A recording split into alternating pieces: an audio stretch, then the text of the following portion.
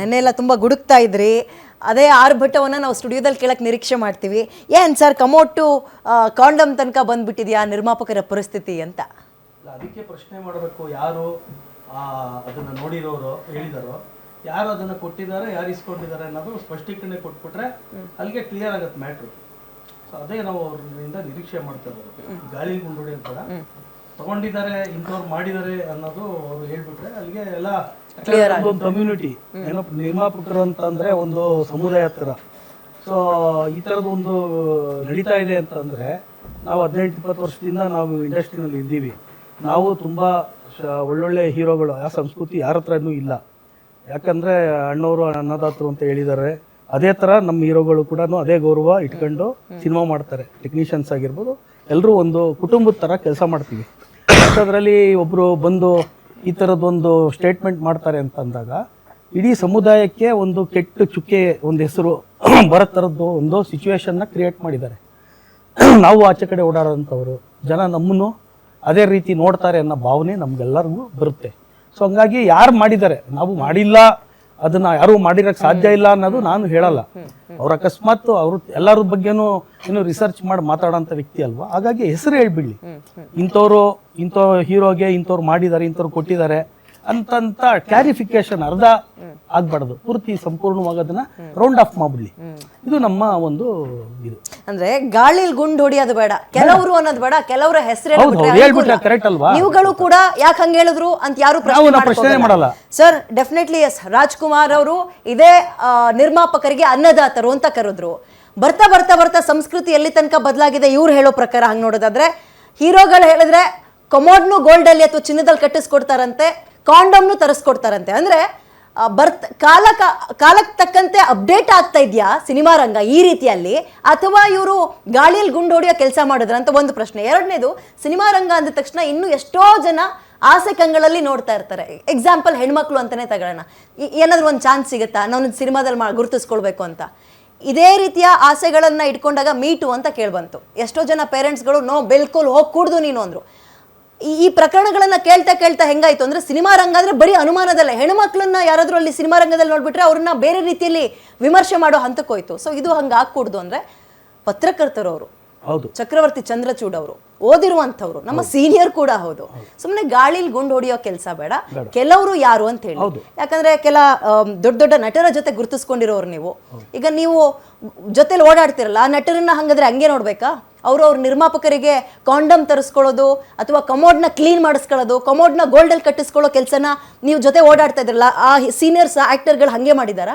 ಪ್ರಶ್ನೆ ಸಹಜವಾಗಿ ಕಾಡುತ್ತಲ್ವ, ಅದನ್ನ ನೋಡ್ದಲ್ಲೇ ಮಾತಾಡಿದ್ರ ನೀವು ಅಂತ. ಈಗ ಕಾಡೋದೇ ಹಂಗೆ ಸರ್. ಭದ್ರಾವತಿ ಕುಮಾರ್ ಅವರೇ ಅಲ್ವಾ, ಮೀಟೂನಲ್ಲಿ ನೀವು ಹೇಳ್ದಂಗೆ ಹೆಸರು ಹೇಳಿದ್ರು. ಅವ್ರು ಯಾರು ಸುಮ್ಮನೆ ಯಾರ್ದು ಆರೋಪ ಮಾಡಿಲ್ಲ, ಜನರಲ್ ಆಗಿ ಯಾರು ಅದನ್ನ ಹೇಳಿಲ್ಲ, ಇಂಥವರೇ ಮಾಡಿದ್ರು ಅಂತಾನೆ ಆರೋಪ ಮಾಡಿದ್ರು. ಅವಾಗ ಅವ್ರುಗಳು ಯಾರ್ಯಾರು ತೊಂದರೆ ಕೊಟ್ಟಿದ್ರು ಅದನ್ನ ಹೆಸರು ಸಮೇತ ಅವರು ಅದನ್ನ ಮಾಡಿದ್ದು. ಯಾಕಿಂತ ಆರೋಪವನ್ನ ಮಾಡಿದ್ರು ಅನ್ಸುತ್ತೆ ನಿಮ್ಗೆ ಚಂದ್ರಚೂಡ್ ಅವರು? ಇಲ್ಲ, ಅವ್ರನ್ನ ಕೇಳ್ಬೇಕಲ್ವಾ. ನಿಮಗೆ ಏನ್ ಅನ್ಸುತ್ತೆ, ನಿಮ್ಮ ವಿಮರ್ಶೆ? ಮೇಡಮ್, ಇದು ಔಟ್ ಆಫ್ ದಿ ಬಾಕ್ಸ್. ಅವರು ಮಾತಾಡ್ತಾ ಇರೋದು ಯಾವ್ದೋ ಬೇರೆ ವಿಚಾರ, ಅದರಲ್ಲಿ ಇದನ್ನ ನಾನು ಮುಂದೆ ಅದನ್ನ ಹೇಳ್ತೀನಿ ಅಂತ ಹೇಳಿದಾಗ ಬೇರೆ ಏನೋ ವಿಷಯ ಹೇಳ್ತಾರೆ ಅಂತ ಯೂಟ್ಯೂಬ್ ಅಲ್ಲಿ ನೋಡ್ತಾ ಇದ್ವಿ. ಕೊನೆಗೆ ಅದನ್ನ ತಿರುಗಿಸ್ಬಿಟ್ಟು ಈ ವಿಚಾರ ಮತ್ತೆ ಕಮೋಡು ಮತ್ತೆ ಕಾಂಡಮ್ಮು ಮತ್ತೆ ಇತ್ಯಾದಿ ಈ ತರದ ವಿಚಾರಗಳು ನಿರ್ಮಾಪಕರ ಬಗ್ಗೆ ತುಂಬಾ ಚೀಪಾಗಿ ಅದನ್ನ ಅವರು ಸರಳವಾಗಿ ಹೇಳ್ಬಿಡ್ತಾರೆ ಅನ್ನೋದಾಗ ಅವ್ರ ಹೆಸರುಗಳು ಹೇಳ್ಬಿಡ್ಲಿ. ನಾವು ಇವಾಗ್ಲೂ ಹೇಳ್ತಾ ಇರೋದೇನೋ, ಅವರು ವಾಕ್ ಸ್ವಾತಂತ್ರ್ಯ ಪ್ರಕಾರ ಅವರು ಏನೋ ಹೇಳೋಕೆ ಅವ್ರಿಗೆ ರೈಟ್ಸ್ ಇದೆ. ಆ ರೈಟ್ಸ್ ಇದೆ ಅಂದಾಗ ಅವ್ರು ಗೊತ್ತಿರೋ ವಿಚಾರ ಆಗಿದ್ದಾಗ ಇಂಥವ್ರದ್ದು ಅಂತ ಖಚಿತಪಡಿಸ್ಲಿ. ನಾವು ಇನ್ನೇನು ಕೇಳ್ತಾ ಇಲ್ಲ, ನಾವು ಅದನ್ನ ರೌಂಡ್ ಆಫ್ ಮಾಡಿ.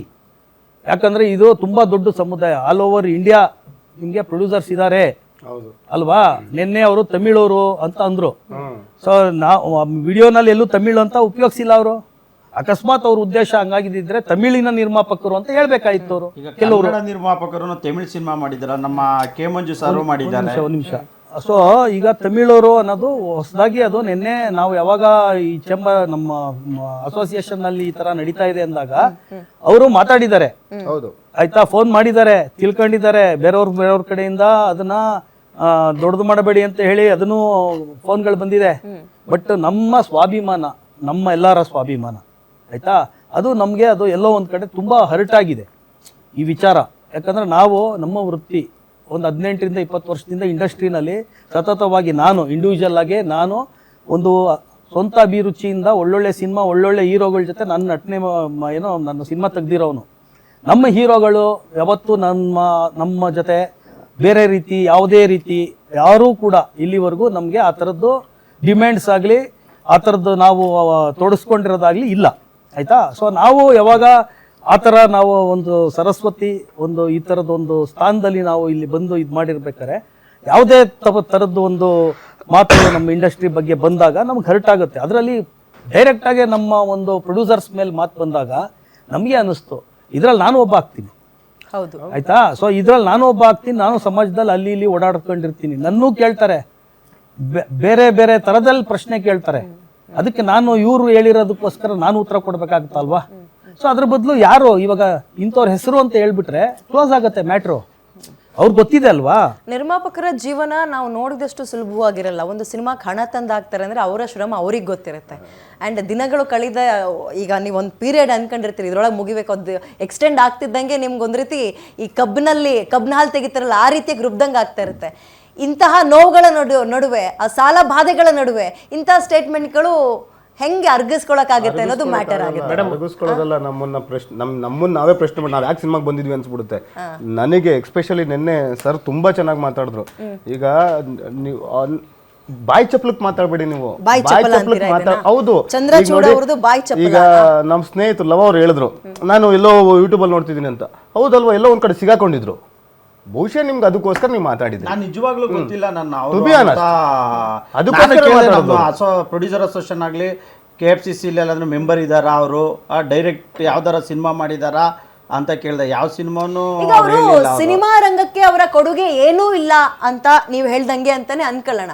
ಅಂದ ಮಾತ್ರಕ್ಕೆ ಅವ್ರ ಗಮನಕ್ಕೆ ಬಂದಿರೋ ಅಂಶನ ಅವ್ರಿಗೆ ಹೇಳುವ ಸ್ವಾತಂತ್ರ್ಯ ಇಲ್ವಾ? ನೀವು ಕೇಳ್ಬೇಕಾಗಿರೋದು ಏನು? ಕೆಲವರು ಇದಾರಲ್ಲ ಅದ್ರ ಹೆಸರು ಹೇಳಿ, ನೀವು ನಾವು ಅದಕ್ಕೆ ಒತ್ತಡ ಹಾಕ್ತಿವಿ ಅನ್ನೋದು ಬಿಟ್ರೆ ನೀವು ಅವ್ರು ಹೇಳಿದ್ದ ತಪ್ಪು ಆಗ್ತಾ ಇಲ್ಲ, ಪರವಾಗಿ ಮಾತಾಡ್ತಾ ಇಲ್ಲ, ಅವರ ಸ್ಟೇಟ್ಮೆಂಟ್ ನ ಒಪ್ಕೊಳ್ತಾ ಇಲ್ಲ. ಕ್ವಶನ್ ಹೇಳಿದ್ರೆ ನೀವು ಕಾಲಕ್ಕೆ ಅಪ್ಡೇಟ್ ಆಗ್ಬೇಕು ಅಂತ ಹೇಳ್ಬಿಟ್ಟು ಇದೇ ನಿಮ್ಮ ಸಂಸ್ಕೃತಿ, ಇದೇ ನೀವು ಕೊಡ್ತಾ ಇರುವಂತದ್ದು ಸೊಸೈಟಿಗೆ. ನೀವು ಅಲ್ಲ ಇಂಡೈರೆಕ್ಟ್ ಆಗಿ ಕೇಳಿ ಅನ್ನೋ ತರ ಪ್ರಚೋದನೆ ಬೇರೆಯವ್ರಿಗೆ ಮಾಡ್ತಾ ಇದಾರ ಇಲ್ಲ ಈ ತರದ್ದು ನೀವು ಮಾಡಿ ಅಂತ ಸಂದೇಶ ಕೊಡ್ತಾ ಇದಾರ. ನಿಮ್ಗೆ ಯಾರು ಹೇಳ್ಕೊಟ್ಟಿದ್ದಾರೆ? ಅದೇ ಅರ್ಥ. ದೊಡ್ಡ ಪತ್ರಕರ್ತರು ಸರ್ ಇವ್ರು ಹೇಳಿದ್ರು. ನನ್ ಜರ್ನಲಿಸ್ಟ್ ಅಂದ್ರೆ ನೀವು ಜರ್ನಲಿಸ್ಟ್ಗಳಿಗೆ ಈಗ ನಾನು ಪ್ರಶ್ನೆ ಮಾಡ್ಬೇಕಾಗುತ್ತೆ. ಜರ್ನಲಿಸ್ಟ್ ಎಲ್ಲರೂ ಹಿಂಗೇನಾ ಮಾತಾಡೋದು ಅನ್ನೋದು ನನ್ಗನ್ಸುತ್ತೆ ಅಲ್ವಾ. ನಿರ್ಮಾಪಕರು ನೀವು ಟಾರ್ಗೆಟ್ ಮಾಡೋದಾದ್ರೆ, ಕೆಲವರು ಅನ್ನೋದಾದ್ರೆ ನಿಮ್ಗೆ ಧೈರ್ಯ, ನಾನು ಮತ್ತೆ ಮಾತಾಡ್ತೀನಿ, ನಿಮ್ಗೆ ತಾಕತ್ತು ಧೈರ್ಯ ದಮ್ ಇದ್ರೆ ಹೇಳಪ್ಪ ಯಾರು ಅಂತ ನೇರವಾಗಿ ಹೇಳು. ಆಮೇಲೆ ಇದು ಮಾಡು, ಬಾಯಿ ಚಪ್ಲಕ್ಕೆ ಮಾತಾಡಬೇಡ. ನಿಮ್ಗೆ ಒಳ್ಳೆ ಹೆಸರಿತ್ತು, ಒಳ್ಳೆ ನೇಮ್ ಇತ್ತು, ಅಲ್ಲೆಲ್ಲೋ ಸಿಗಾಕೊಂಡಿದ್ದು ನಾವಲ್ಲ, ನಿಂದು ನೋಡ್ಕೋಬೇಕು. ಈಗ ಒಂದು ಸ್ಟೇಟ್ಮೆಂಟ್ ಕೊಟ್ರು ಅಂತ ಅವರ ಪಾಸ್ಟ್ ನ ಕೆದ್ಕೋ ಕೆಲಸ ಮಾಡ್ತಾ ಇದ್ದೀರಾ? ಒಬ್ಬ ವ್ಯಕ್ತಿ ಎಲ್ಲರಿಗೂ ಬ್ಯಾಡ್ ಪಾಸ್ಟ್ ಇರುತ್ತೆ ಮೇಡಮ್. ನಮಗೂ ಅಲ್ಲ ಮೇಡಮ್, ಎಲ್ಲರಿಗೂ ಬ್ಯಾಡ್ ಪಾಸ್ಟ್ ಇರುತ್ತೆ. ಒಬ್ಬ ವ್ಯಕ್ತಿ ಒಂದು ಸ್ಟೇಟ್ಮೆಂಟ್ ಕೊಡ್ತಾರೆ ಅಂದ್ರೆ ಫಸ್ಟ್ ನಾವೆಷ್ಟು ಕರೆಕ್ಟ್ ಇದೀವಿ ಡಿವಿಯೇಟ್ ಆಗೋದು ಬೇಡ ಆಯ್ತಾ. ಇವಾಗೆಲ್ಲ ಡಿವಿಯೇಟ್ ಮಾಡ್ತಾ ಇದೀವಿ.